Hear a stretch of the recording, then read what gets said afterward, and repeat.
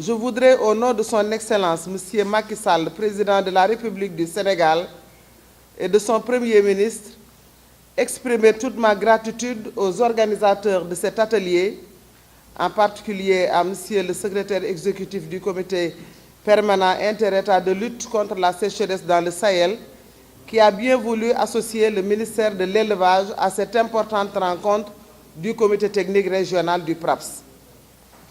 Permettez-moi aussi de profiter de cette occasion pour remercier l'ensemble des participants ici présents et qui, malgré leurs multiples charges, ont pris un peu de leur temps pour répondre à notre invitation.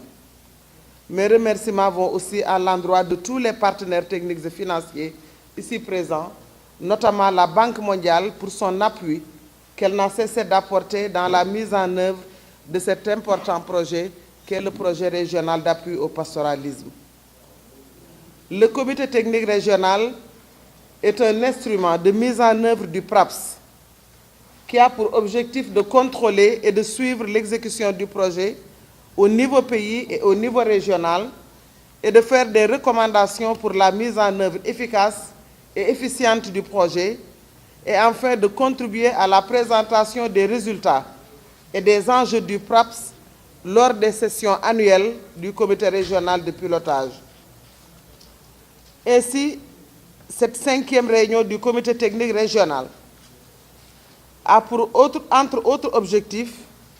de rendre compte des résultats des missions d'appui à la mise en œuvre aux membres du CTR, d'examiner l'état de mise en œuvre du PTBA 2018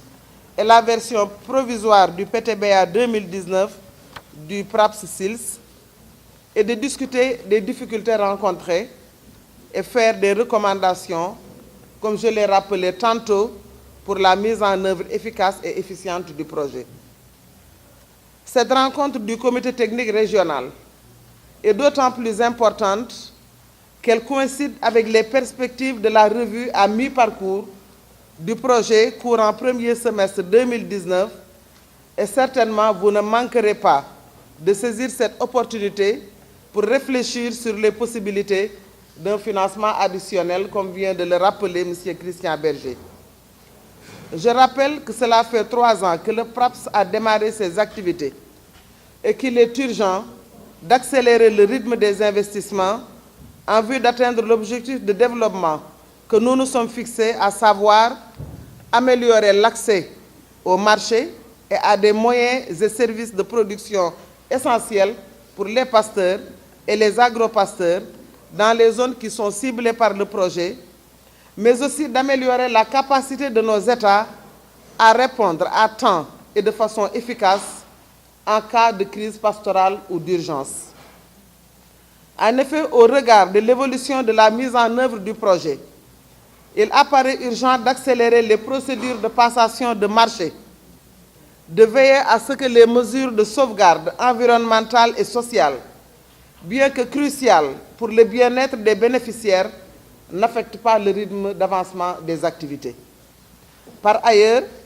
certaines infrastructures, notamment le lyophilisateur pour la production de vaccins, ainsi que les ouvrages pastoraux, ont été sous-évalués lors de la formulation du projet,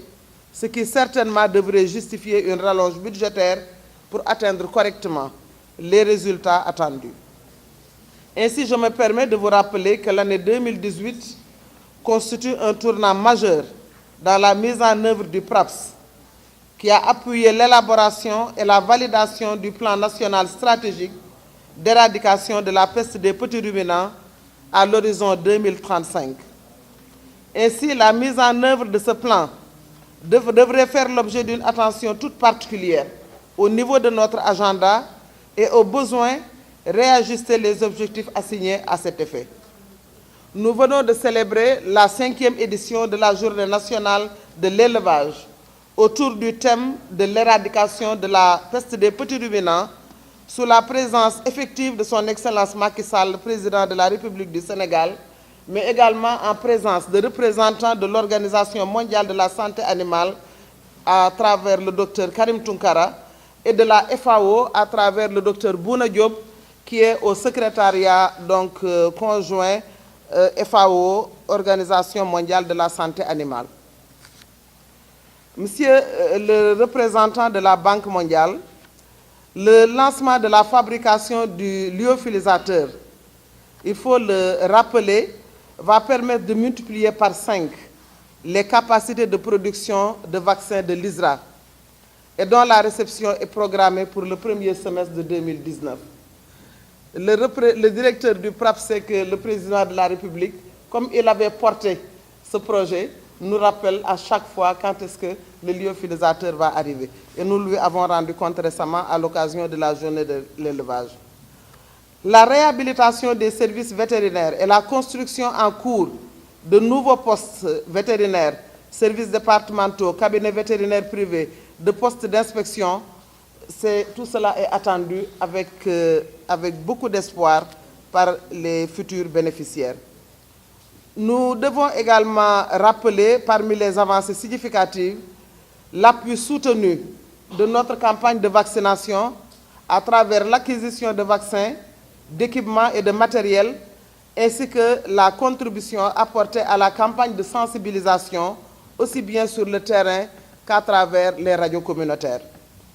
Le lancement de l'essentiel des chantiers de construction d'infrastructures hydrauliques et marchandes, voire de stockage d'aliments de bétail.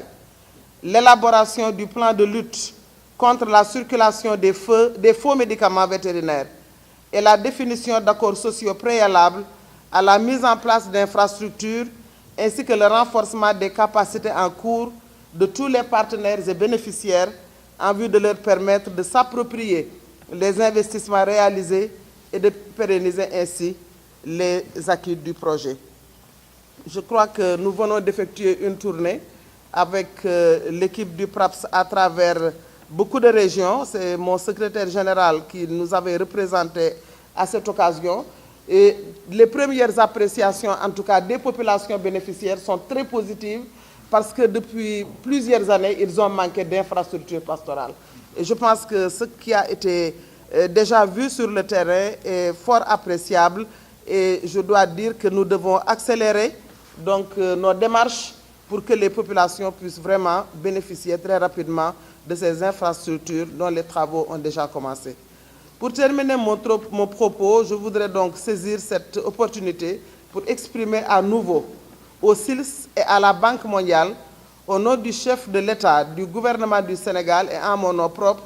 toute notre gratitude pour le soutien remarquable et multiforme qu'ils apportent de façon constante au développement agricole en général et à la promotion de l'élevage en particulier, qui constitue une des premières priorités nationales et régionales.